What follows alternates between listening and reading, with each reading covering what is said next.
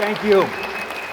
Well, thank you. We are very, very glad to be here. As of about 9 p.m. last night in Washington, D.C., it wasn't clear or not if I'd be standing with you all here today.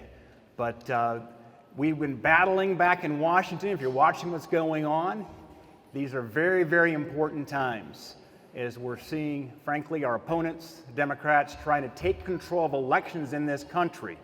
Our founding fathers had a very healthy fear of power, of tyranny, of kings, of Washington, D.C., and that is why they gave our state legislatures a very important role in how elections are administered. That's the battle going on right now. It'll be a big vote next week, but Schumer called timeout after a very terrible day for President Biden yesterday.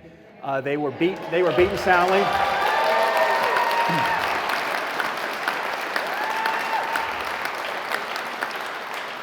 And so at about 9 o'clock, they called an audible and surrendered for the weekend. It allowed us to get on a plane. First thing I left this morning about 4:30 in the morning out of Washington, D.C. And thankfully, the planes were on time through Chicago O'Hare on United. And we got here just in the nick of time. So thank you. We are very glad to be here. And I want to first and foremost acknowledge, I'm sorry if there's other VIPs here, but the most important person here in this man's life is right here, Cindy Daines. Sweetheart, it's good to have you here.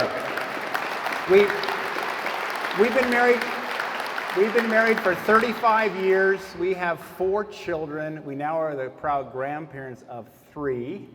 And we are so thankful to have that sweet season of life. For those of you who are into the grandparent and blessed with that opportunity and that blessing, it is a great season of life. And sweetheart, thank you.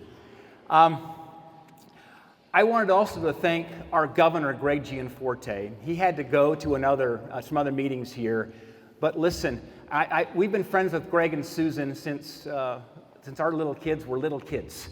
And we spent a lot of time backpacking together, hunting together, raising kids together, doing life together, building businesses together. And I cannot tell you how proud I am that we have a pro-life governor here in Helena, Montana.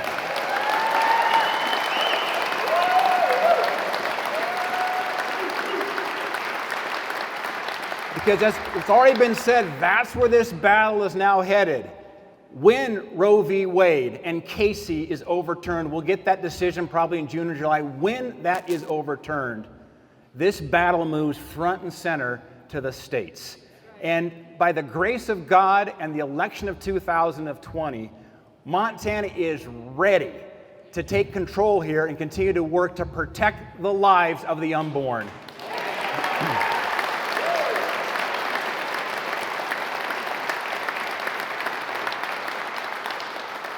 I had one of my pro-life staffers back in Washington do a little research. When is the last time prior to last year when the state of Montana, when a governor signed anything related to being pro-life?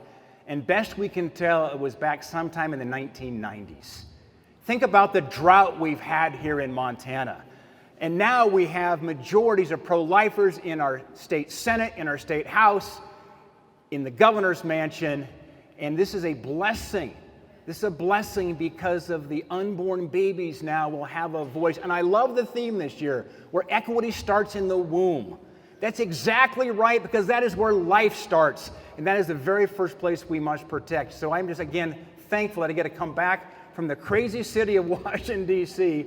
and return to a state that is headed down the right path and hasn't lost its mind like so many states have, right?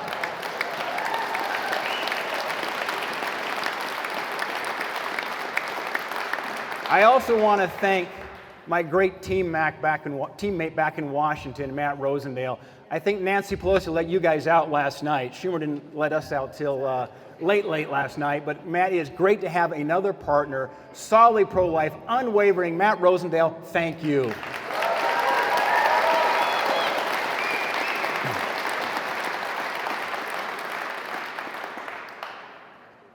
One of the speeches I've made on the Senate floor to help drive home the point about life is to take a look at what technology is doing today, that in my opinion makes this debate about where life is it life or not in the womb, irrefutable. If you take a smartphone and you Google 15-week baby, 15-week baby, and you look at the images, the clarity of which we see now into that incredible miracle of life in that mama's tummy. It's irrefutable. Can you imagine you take that 15-week image? Imagine if the NASA scientists were studying the Mars lander images and they saw that 15-week-old baby. Do you think they would say that is life? Of course they would. And this is why I think we're starting to see increasingly more young people moving in the direction of saying, life, that's life in that mama's tummy. It is technology. It is technology in part that's given us amazing clarity in terms of what's happening in that amazing process of conception and gestation and birth. You know, our founding fathers were very clear about life, liberty, and the pursuit of happiness. As you know, you can't have liberty. You can't have the pursuit of happiness without that first unalienable right of life. I will tell you, when we bring staff on board with our team back in Washington, one of the questions we ask is, where do you stand on the issue of life? Because it's like sighting in a rifle. If you're way off at 100 yards, there's no hope at 200 and 300 yards. You got to be on the target. You got to be on the target, and without stuttering, make sure it's clear of the stance of where you are in life. Because back in Washington, let me tell you something, people equals policy. It's really important who you hire on your teams because they are the ones ultimately fighting these battles with us. And I want to make sure, first and foremost, that those who are serving the people of Montana, serving on my team, are pro-life.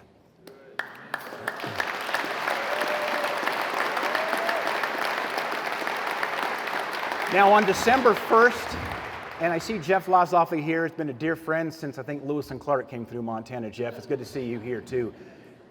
Jeff was with me on the steps of the United States Supreme Court on December 1st when the oral arguments were made on the Dobbs case. And by the way, that's why I brought up the 15-week image, because that's the battle that we're fighting right now, that Mississippi case. In fact, I had dinner later that night with the state legislator. It was her piece of legislation that moved forward. Can you imagine what she must be thinking right now? You know, you're a Mississippi legislator, you're moving that bill through. Did you ever think that perhaps this would be the piece of legislation that the United States Supreme Court would hear and position us to overturn Roe v. Wade? Now, that's why it's important. And the argument we've been making here, both to the media, to the court, and the amicus briefs that our office signed, is the law needs to catch up with the science. The law needs to catch up with the science. And that 9 men in black robes should not be making law from the bench. And that is the fight we've got going on at the moment. And many of you heard those oral arguments, and we're optimistic that we're going to get a good ruling coming out in June or July. The second important part of that case, of course, is going to return the power back to the states. So don't listen to the pro-abortionists who are saying abortion is going to be outlawed across this country. The reality is, it's going to be returned back to the states. And the states will decide. And that is why here in Montana, we must be continuing to get geared up to be ready for this battle. And boy, we had such a great advance in this last legislative session on the pain-capable bill, protecting those 20-week-old babies that can feel pain, on the baby born alive bill, which is really infanticide. These are great steps forward, certainly we can be very proud of here in Montana. Do you realize the United States is only one of 7 countries in the world that allows late-term abortions? 7. And do you know who a couple of those other countries are? China and North Korea. In fact, you take a look at where Europe's at. We are way, way far to the pro-abortion side of where Europe is at.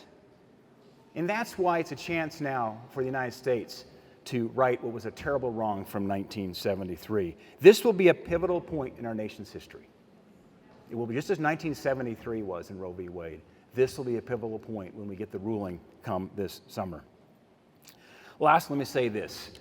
I'm very honored to have founded the pro-life caucus in the U.S. Senate. Do you realize there was not a pro-life caucus in the U.S. Senate? Well, we changed that when it came to the Senate, and thank you.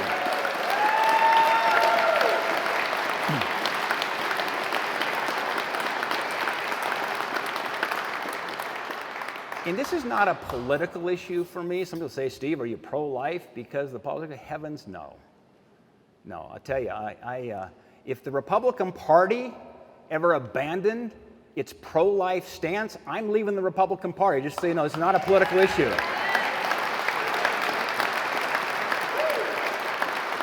And we need to hold our party officials and elected officials accountable on that point.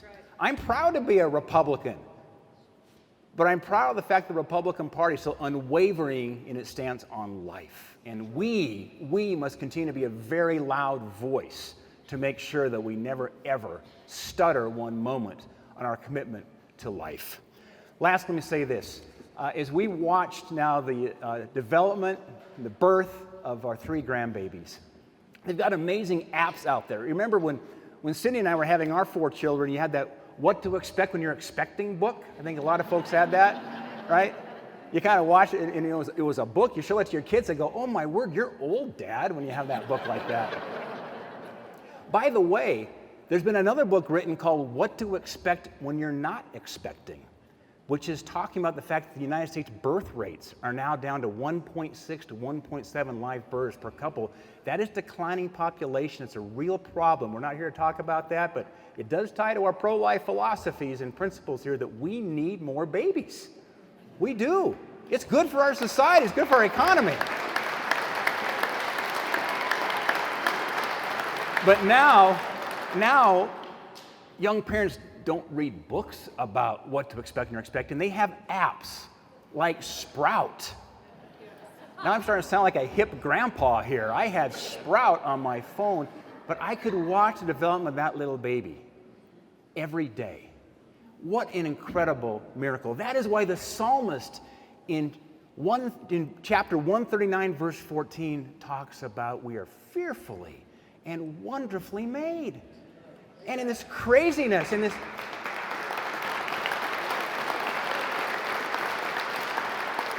craziness of wokeness, which has come across parts of this country, go back to the first chapter of Genesis. And it says clearly, first of all, we are made male and female by God.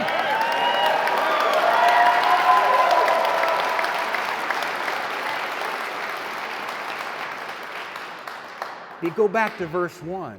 In the beginning, God created the heavens and the earth. We are not here by accident or random chance. Can you imagine if Neil Armstrong landed on the moon and he saw an iPhone 13 sitting on the moon and said, you know, it just got here after billions and billions of years. The dust came together and formed an iPhone 13. Let me tell you something. You are far more complex than an iPhone 13 because you are fearfully and wonderfully made by your Creator. And we can thank Him for that. I want to thank you for the blessing you've been here this morning to our state. Let's keep going strong. Our work is still much to be done. And get ready for a great moment this summer when we overturn Roe versus Wade. God bless you. Good job. Good job. Thanks. Yep.